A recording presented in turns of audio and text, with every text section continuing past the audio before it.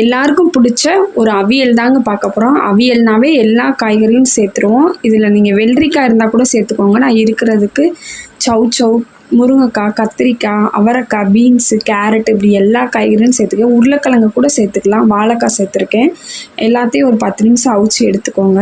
காய்கறி ஸ்டீமரில் வெந்துக்கிட்டே இருக்கும்போது நீங்கள் ஒரு 1/2 கப்பு தேங்காய், 1 ஸ்பூன் சீரகம், ஒரு காரத்துக்கு ஏற்ற பச்சை மிளகாய் சேர்த்து அரைச்சி வச்சுக்கோங்க.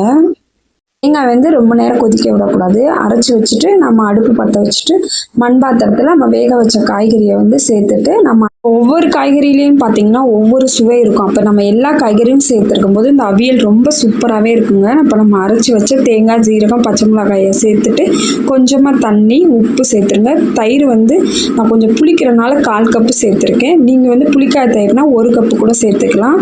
அதோட நம்ம தேவையான அளவு தேங்காய் எண்ணெய் ஊற்றி இறக்குனீங்கன்னா அதை தாளிக்கக்கூடாது. மணக்க நம்ம அவியல்